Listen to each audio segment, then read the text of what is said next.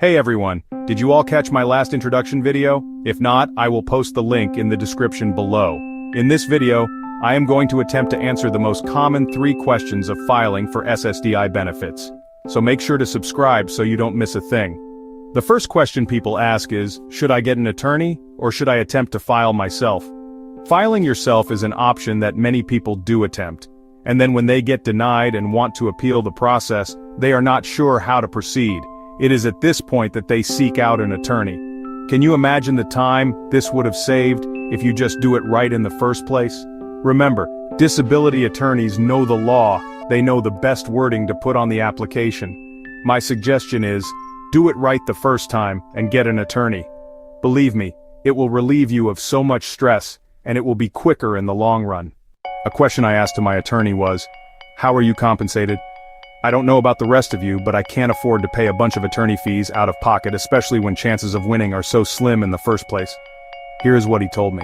Attorneys only get paid if you win your case. And even then, there is no out-of-pocket expenses. Anyone who applies for Social Security will receive back pay. This works from the date on your disability form. The SSA, Social Security Administration, will look at that date and usually add 5 months to it. This is because before you can file, you have to be out of work for at least 5 months. For example, if you filed on June 1st, 2025 and you were approved, say, 1 year later on June 1st, 2026, they would pay you back pay from November 1st, 2025 to June 1st, 2026. It is from that back pay that the attorneys get paid. Federal law says that attorneys are only allowed to charge you 25% of your back pay, or no more than $9,200, and if you lose the case and the attorneys say they cannot help you, then you will owe them nothing. Considering that 85% of applicants will be denied their first time, guess you have to ask yourself, is it worth 25% of my back pay to get approved quicker? For me, that is a no-brainer. I went online and searched for disability attorneys near me, found a few. I then done more research on them and found reviews. I decided to use the one with the best reviews. And I managed to schedule my first appointment. The first appointment is usually always a phone call, so make sure to tune in to my next video where I will tell you what questions were asked. This way, you know what to expect when you start the filing process. Now, I also asked my attorney how much am I qualified to make if I get approved for SSDI. He told me that amount depends on what kind of work history you have. If you have only worked a few years of your life, then obviously the amount of benefits you would qualify for would be much lower than if you have 30 years of work history.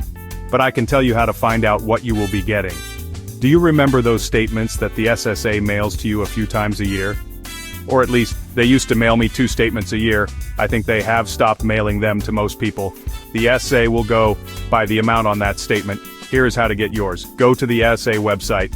I believe it is ssa.gov, and create an account. It is free to do so. Make sure to create that account using login.id because it is much more secure that way. It will ask you a little bit of personal info to verify you are who you say you are. Once verified, they may send a link to verify your email. If you don't see it, make sure to check your spam. Now once you sign in, you should see a tab that says My Statement. Click on that and you will see a PDF file. I would suggest saving your file or open the file and take pictures of it. You will see on this statement right on the first page, where it says, you do qualify for Social Security benefits. Right below that it will say, you have earned enough credits to qualify for disability benefits. If you became disabled right now and you have enough recent work, your monthly payment would be about, then it will list the amount that you have earned. My attorney told me that it is that amount you see that the SSA will go by. He said it is usually not higher than the amount listed, and sometimes it could be a little lower. For me, I have been working pretty steady work for the last 40 years, and my amount would cover a little more than half of my income I was making while working.